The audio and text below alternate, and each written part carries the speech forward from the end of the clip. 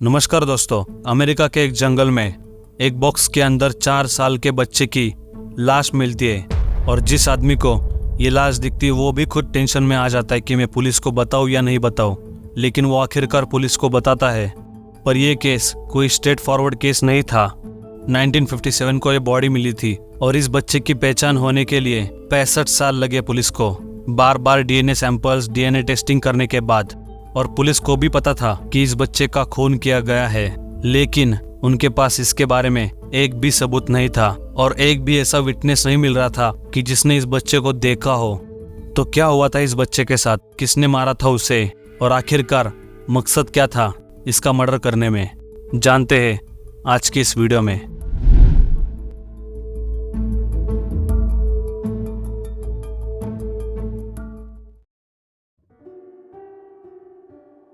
जब एक आदमी एक जंगल में अपने खरगोश पकड़ने के लिए लगाए हुए ट्रैप को चेक करने जाता है कि उसमें खरगोश आए हैं या नहीं, तब उसे एक छोटे बच्चे की लाश वहां पर दिखती है। वो देखकर एकदम से डर जाता है। वो आदमी पुलिस को बताने की सोचता है, लेकिन उसे फिर इस बात का डर लगता है कि अगर मैंने पुलिस को बता दिया और पुलिस यहाँ पर आ गई तो मैंने जो ये खरगोश पकड़ने के लिए ट्रैप्स लगाए वो ट्रैप्स पुलिस को दिख जाएंगे और वो ये सब जब्त कर लेंगे। इसी डर के चलते उसने पुलिस को इस बच्चे के बारे में बताया नहीं। और उस दिन की तारीख थी 25 फरवरी 1957। कुछ दिनों बाद उसी रास्ते से एक कॉलेज स्टूडेंट कार से वहां जा रहा था, तब अचानक उसने देखा कि एक खरगोश भागते हुए एक छोटे ग्रास के पेड़ में छुप गया। उस कॉलेज स्टूडेंट को पता था कि इस एरिया में जानवरों के लिए ऐसे बहुत सारे ट्रैप्स लगाए जाते हैं। तो फिर उस स्टूडेंट ने कार रोकी और वो देखने गया कि खरगोश कहाँ पर भाग गया है। और जब वो उस जंगल के अंदर गया तो उसे भी उस पहले आदमी के जैसे एक छोटे बच्चे की लाश दिखी। उसे भी अंदर से ऐसी फीलिंग आ रही थी कि मैं ये बात पुलिस को बताऊं या नहीं बताऊं। लेकिन जब दूसरे ही दिन उसने एक खबर सुनी कि मैरी जेन बार्कर नाम की एक छोटी बच्ची लापता हो गई है, तो उसने पुलिस को इस डेड बॉडी के बारे में बता दिया। मैरी जेन बार्कर की केस भी बहुत इंटरेस्टिंग है दोस्तों, उसके बारे में हम किसी और दिन बात करेंगे। फिर जब पुलिस ने वहाँ जाकर देखा तो एक कार्डबोर्ड बॉक्स में वो लाश नग्न अवस्था में पाई गई थी। उस छोटे बच्चे के बाल हाल ही में काटे गए थे ऐसा दिख रहा था, क्योंकि उसकी बॉडी पर छोटे छोटे बाल चिपके हुए थे। उसके शरीर पर कुछ निशान लगाए हुए थे और खास करके उसके चिन्ह पर एक एल शेप का साइन लगा हुआ था। फिर पुलिस को रिपोर्ट मिलने के बाद 26 फेब 1957 को पुलिस ने इन्वेस्टिगेशन शुरू कर दी और उस बच्चे के फिंगरप्रिंट्स लिए गए। पुलिस डिपार्टमेंट को ऐसा लग रहा था कि जल्द ही जल्द बच्चे की पहचान हम कर लेंगे, क्योंकि उनको अब बच्चे के फिंगरप्रिंट्स जो मिले थे, हालांकि उनके पास इतनी भी कोई यूज़फुल इंफॉर्मेशन नहीं थी कि जिससे पता चले कि ये बच्चा कौन है, इसका नाम क्या है और ये यहाँ कैसे आया, ये वो। इस केस को मीडिया अटेंशन भी बहुत मिलने लगा। फिलाडेल्फिया और डेलावेयर वैली, इन दोनों शहरों की मीडिया खास करके इस केस में बहुत इंटरेस्टेड थी। जाहिर सी बात है, अब अमेरिका की एक सिटी फिलाडेल्फिया के एक जंगल में ही उस बच्चे की लाश उधर मिली थी, इसलिए मीडिया तो शोर मचाएगा ही।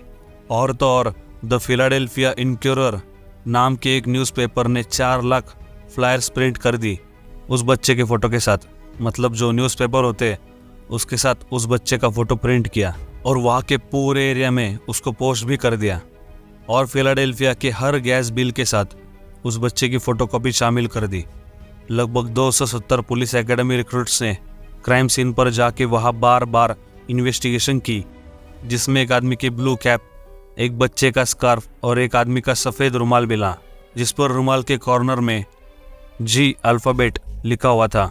पुलिस को लगा कि ये सारे क्लूज हो सकते हैं, आगे जाके इस केस में यूज़फुल भी आ सकते हैं। फिर पुलिस ने उस बच्चे को पूरी तरह ड्रेसअप करके तैयार किया और ऐसे बैठे हुए पोजीशन में उसकी एक फ़ोटो ली और वो फ़ोटो भी उन्होंने डिस्ट्रीब्यूट कर दी, जैसा वो उसके पूरे लाइफ में दिखता होगा वैसा।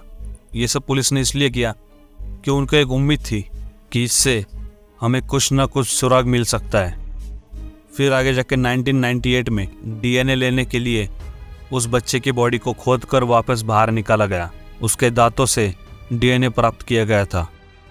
फॉरेंसिक और पुलिस को क्या कुछ नहीं करना पड़ रहा था, क्योंकि उस बच्चे की पहचान ही हो नहीं पा रही थी, इसलिए उसे दफनाने के बाद भी फिर से बाहर निकाला गया।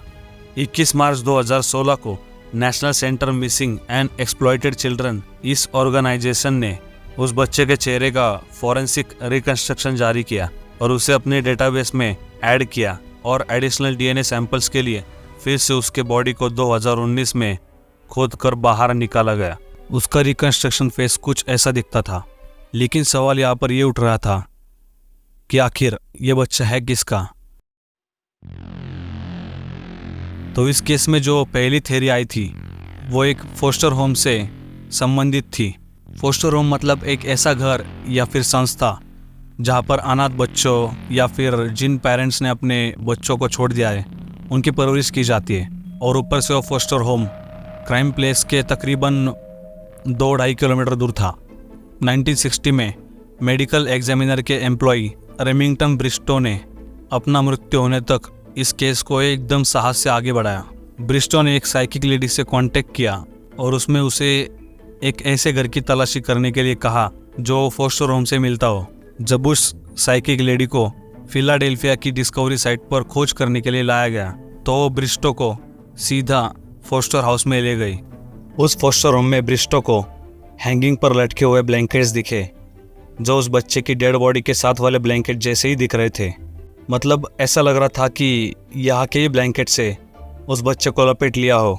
ब्रिस्टो का ये मानना था कि मरा हुआ बच्चा फोस्टर होम चलाने वाले आदमी की सौतेली बेटी का बच्चा था और उन्होंने उसे मारकर उसकी बॉडी को ठिकाने लगा दिया ताकि उनके सौतेली बेटी का शादी किए बिना ही एक बच्चा है ऐसा किसी को पता न चले, ये बात एक्सपोज ना हो जाए। हालांकि पुलिस ने स्थापित किया कि सभी फोस्टर के बच्चों का हिसाब किताब किया गया है।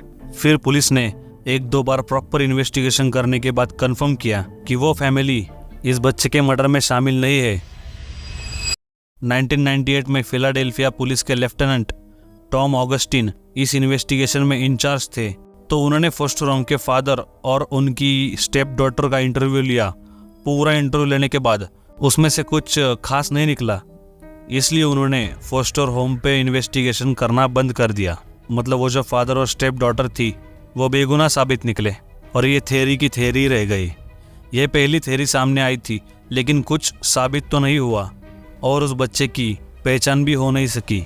फिर आगे दूसरी थ्योरी सामने आई, the woman known as Martha और एम, मार्था या फिर एम नाम की महिला द्वारा थ्योरी सामने आई थी। मार्था ने उसकी मां पर यह आरोप लगाया था कि उसकी मां ने एक बच्चा एक्वायर कर लिया है, मतलब खरीदा और उसे मार डाला है। पुलिस ने मार्था की स्टोरी को सच माना, लेकिन बाद में पुलिस को मार्था की हिस्ट्री पता चली। उसमें से ये निकल के आया कि मार्था तो दिमागी तौर पे पहले से बीमार थी, तो उस पर यकीन करना मतलब बेवकूफ़ी का काम है। मार्था का कुछ ऐसा कहना था कि उसके माता पिता ने 1954 को एक जोनाथन नाम के बच्चे को खरीद लिया और फिर उसे पीट पीट कर मार डाला। उसके बाद उसे एक बॉक्स में डाल के उस जंगल में छोड़ दिया, लेकिन पुलिस मार्था की ये स्टोरी वेरीफाई नहीं कर पाई। मार्था ने जो टाइम पीरियड बताया था ना, तो उनके पड़ोसियों ने ये कहा कि इस टाइम के दौरान कोई भी बच्चा इनके घर में नहीं रहता था। फिर मार्था के सारे क्लेम्स को हास्यास्पद लेकर डिसमिस कर दिया। उसकी बातें लोगों को सिर्फ जोक लगने लगी और ये थ्योरी भी सच साबित नहीं हो पाई। फॉरेंसिक आर्टिस्ट फ्रैंक बेंडर ने एक थ्योरी में ये बताया था कि उस बच्चे को एक बच्ची जैसे पाला गया था, क्योंकि उसके बाल भी अनप्रोफेशनल तरीके से काटे गए थे और बहुत जल्दबाजी में ये काम किया गया था और उसके आईब्रोज को ऐसा लड़की जैसा स्टाइल किया गया था। 2008 में फ्रैंक बेंडर ने लंबे बालों वाली बच्ची का एक स्केच बनाया था जो उस बच्चे के शरीर पर पाए गए बालों को दर्शाता था, और तब तक ये पता ही नहीं चल पाया कि आखिर ये बच्चा है तो है किसका। लेकिन इस थ्योरी में तो ये सवाल उठता है कि कोई माता पिता अपने बेटे को बेटी जैसे कैसे पाल सकते हैं।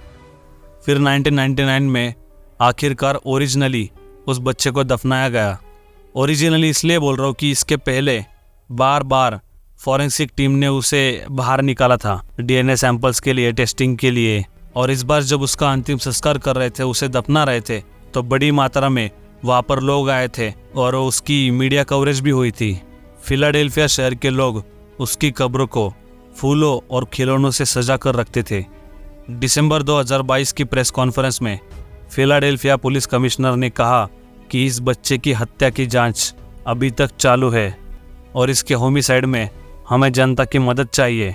30 नवंबर 2022 में फिलाडेल्फिया पुलिस डिपार्टमेंट ने अनाउंस कर दिया कि उनके डिटेक्टिव्स को पता चला है कि इस बच्चे की आइडेंटिटी क्या है और उन्होंने ये सब डीएनए सैंपल्स की वजह से उनको मिला। जेनेलॉजिकल डाटाबेसिस की वजह से ये इन्फॉर्मेशन उनको मिली। उस घटना के लगभग 65 साल बाद उनको ये पता चला कि ये बच्चा आखिर में है कौन।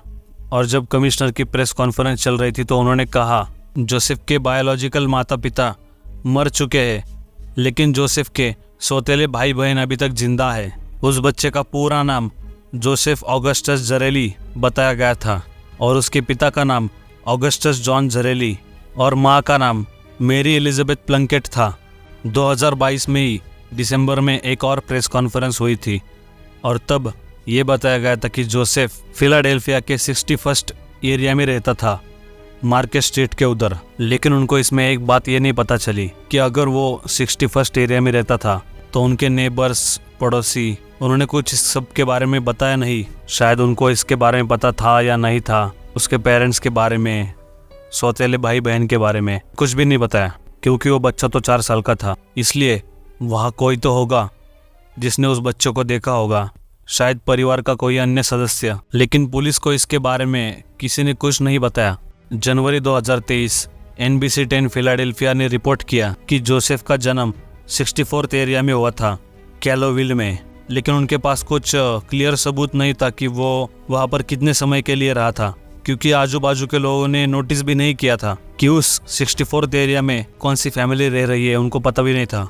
क्योंकि कैसा है ना दोस्तों, पुलिस तो ज़्यादातर पब्लिक पे ही डिपेंडेंट थी, क्योंकि उसका खून किसने किया, किसने उसको मारा, कहाँ मारा, कैसे मारा, इसके बारे में पुलिस के पास एक भी सबूत नहीं था। और ये भी पता नहीं चल रहा था कि यार एक भी आदमी ने नहीं देखा कि ये बच्चा किधर गया, क्या गया। पूरे उस फिलाडेल्फिया सिटी में देखा, लेकिन किसी को कुछ नहीं पता। और सीधा उधर वो जंगल में उसकी बॉडी मिली, बॉक्स में, डायरेक्टली वही। क्योंकि अभी तो जनवरी 2023 को फिलाडेल्फिया इंक्वायरर इस न्यूज़पेपर ने रिपोर्ट दी, मतलब अभी भी ये केस चालू है। अभी तक तो ये केस अनसॉल्व है, लेकिन इसे अनसॉल्व भी नहीं कह सकते क्योंकि उसके माता पिता के बारे में पता चला डीएनए सैंपल्स की वजह से। और अभी तक वहाँ की पुलिस जांच पड़ताल कर रही है। और ये भी एक खास बात है कि 65 साल के बाद पता चला कि उसके पेरेंट्स एक्चुअल में कौन थे। अब वो तो मर चुके हैं, लेकिन पता तो चला, कुछ ना कुछ तो आगे क्लू मिलेगा। क्योंकि 1957 में उसकी लाश मिली थी और उसके 65 साल 9 महीने और 13 दिन बाद ये पता चला कि इसकी आइडेंटिटी क्या है। तो दोस्तों, इस केस में ये तो नहीं पता चला अब तक कि इसका किलर कौन है, किसने इसका मर्डर किया था, लेकिन ये केस अभी भी चालू है। और मैं उम्मीद करता हूँ कि इसका कुछ ना कुछ रिजल्ट आए ताकि पता चले कि इसके साथ हुआ क्या था और इसके वो शरीर पर कौन से निशान थे, इसके बाल वैसे क्यों काटे गए थे और वो एल शेप था उसके बॉडी पर, उसको टॉर्चर किया गया था या क्या कुछ। इन सब सवालों के जवाब तभी मिलेंगे जब ये केस सॉल्व होगा। और मैं उम्मीद करता हूँ कि ये केस जल्द से जल्द सॉल्व हो, क्योंकि एक तो एप्रिसिएशन बनता है ना वहाँ के पुलिस का कि अभी तक 65 साल से ज़्यादा हो चुका है, लेकिन फिर भी वो अभी तक लगे हुए हैं, उन्होंने केस क्लोज नहीं किया। तो ठीक है दोस्तों, आज की इस वीडियो में इतना ही। अगर आपको हमारे इस चैनल के वीडियोस पसंद आते हैं तो आप वीडियोस का लाइक कर सकते हैं और चैनल को सब्सक्राइब कर सकते हैं, अपने दोस्तों को भेजो। क्या है ना, इसकी वजह से हमें एक मोटिवेशन मिलेगा और हम आपके लिए ऐसे ही नए नए क्राइम वीडियोस लाएंगे। तो चलो दोस्तों, बाय बाय।